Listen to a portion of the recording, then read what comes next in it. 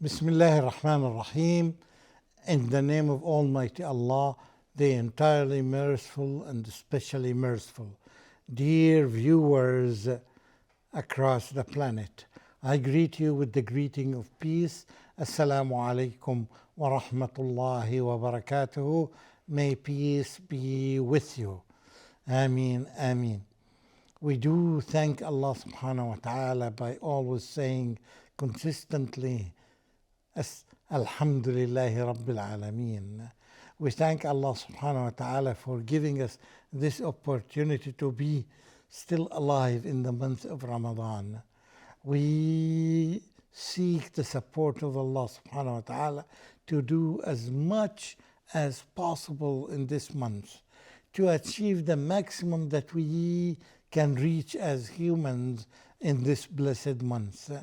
As you know that a very famous verse in the Quran that says, وَفِي ذَلِكَ فَلْيَتَنَافَسِ الْمُتَنَافِسُونَ, in such a thing that the competitors should compete with each other. This entire life, whether it's 70 years, 60 years, more or less, it's a field for us, a time for us to compete with each other. As much as we can, we compete with others.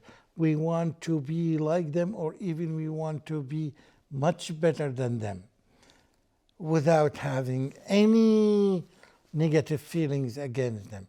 You ask Allah subhanahu wa ta'ala as much as, yes, you can, that He can give you as much as He gave others, without having this feeling or wishing or imagining that they get less rewards than you. They keep whatever they have, but you compete with them. You compete with them. You try your best to be better. This is the competition. It's a word that most of the students, whether they are teenagers or less or younger or more, they love to compete with each other. Perhaps it is a nature of human being that they love competition. Particularly this one. And Allah subhanahu wa ta'ala Himself is the one who asks us to compete with each other in good areas, not in bad areas. A lot of people nowadays, by default, they compete with each other in games, in other things, and they exert a lot of effort and a lot of money to be better than others, even to the degree that they reach a level that they may hate their competitors. No, this is not acceptable at all in Islam, particularly in this beautiful month, blessed month, that you want to get the pleasure of Allah. We seek the pleasure of Allah. How can you seek achieving this pleasure with this kind of negative feeling that you have in your heart or in your mind? No, you need to go back to what Islam tells us how to compete with each other. And we said that, how do you know that in Ramadan in particular, there are many areas that we can compete in. For example, the two areas of the Quran and the fasting. You fast. You know that you fast and the other people fast as well. So try to perfect your fasting, because we know that fasting is an area that you will see the reward by Allah subhanahu wa ta'ala on the day of judgment, when we know the promise of Allah, as He said that in the Quran and the fasting, in these two areas, you will find that they intercede on the day of judgment. They speak on your behalf on my behalf, on behalf of everyone who fasted and who perfected their fast very well and who memorized or recited or learned the Quran, the meaning of the Quran. So these two, fasting and the Quran, they will be interceders on the Day of Judgment. They will talk on our behalf. Oh Allah, he kept himself away from this and this and this.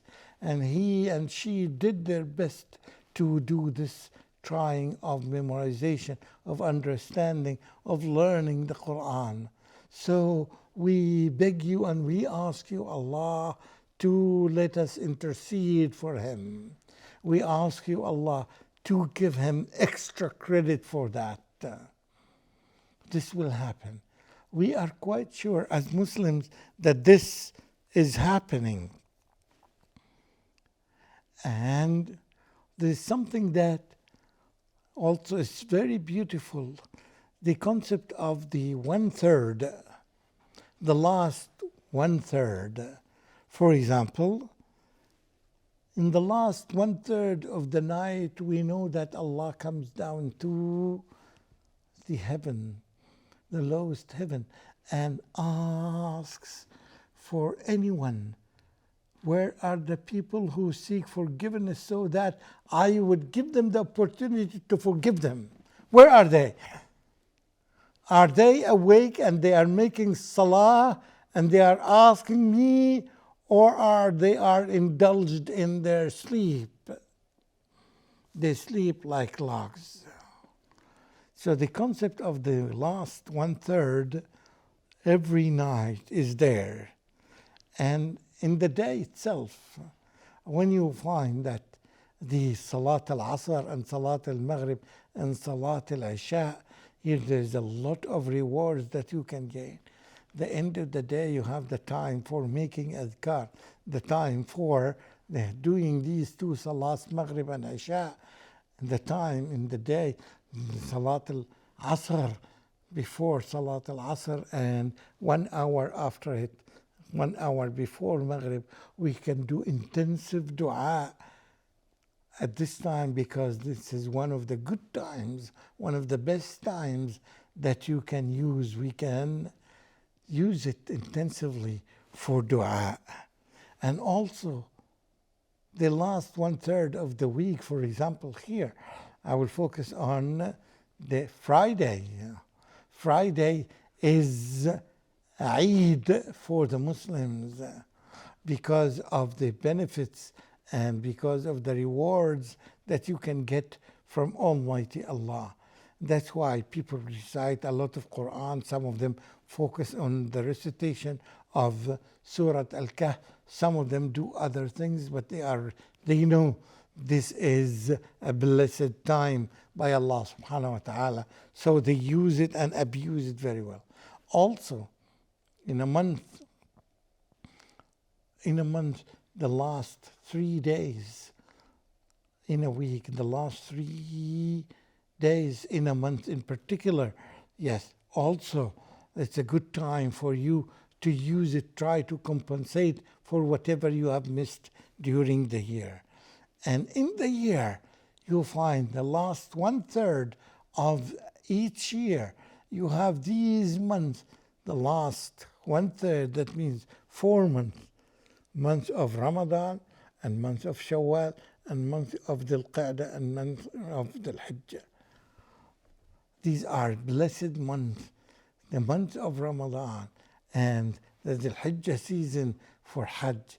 And these beautiful months that you can allocate part of them, or you can allocate them and make intensive dua. So what I'm trying to say, that all these are times and all these are areas of competition. You have to compete, and never be satisfied with whatever you have reached. Yes, if you have done something, alhamdulillah, you thank Allah subhanahu wa ta'ala from your heart for that. Yet you try to achieve more and more and more. And this is the nature of the people who are heroes, who are leaders. And we Muslims, as we have been taught in the Quran, in many ayat, وَاجْعَلْنِي لِلْمُتَّقِينَ إِمَامًا. Oh Allah, make me leader for the muttaqeen, leader for this special caliber of humans, for the good ones, not to be a competitor and leader for the layman and for the average. No, you want to excel more and more and more and more and more, even to excel the heroes, not only of your times, even of the previous times. You do something that when we read the history of the companions and the history of the Salihin and the good people, the history of the messengers of Allah subhanahu wa ta'ala, we have seen that they were the leaders of their time.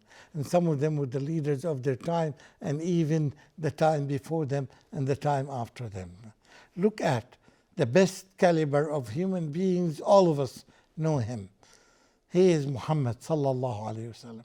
He is the best caliber among the prophets, among the messengers, among all the people of their ages, among the people of all time. Muhammad sallallahu alayhi wasallam is Sayyid Walad Adam, the master of mankind, and Walad Adam since the time of Adam until the day of judgment. Across all these ages, Muhammad sallallahu alayhi wasallam has been on the top. And I want you to read the biography of Prophet Muhammad sallallahu alayhi wasallam from this perspective. You try to see, whenever you read the biography of a human being, see this human being, he excelled in this aspect, in this characteristic. Take this characteristic and try to apply it with Muhammad sallallahu alaihi wasallam. Compare it with what Prophet Muhammad sallallahu alaihi wasallam did. You will never ever find any human being who has done something better in a trait or in a quality, in a characteristic, that he has done something better than Prophet Muhammad sallallahu alaihi wasallam. No. That's why Allah subhanahu wa ta'ala selected him to be the final messenger and to be a messenger for all humans. He is not a messenger for just Muslims. He had been sent down rahmatan lil alameen, for all humanities. And this is something really, it makes us filled with pride and with iman that we are trying to do our best to emulate him, to imitate him. And he is a human being. That's why, this is one of the wisdoms why Allah subhanahu wa ta'ala did not select him to be an angel. If Allah wished, he could have done this. But he wanted him to be a normal, an average human being physically. That is giving us an opportunity, a window of opportunity that we can try our best to imitate him in doing this or in doing that or doing that. So that's why he is a human being, he is not an angel.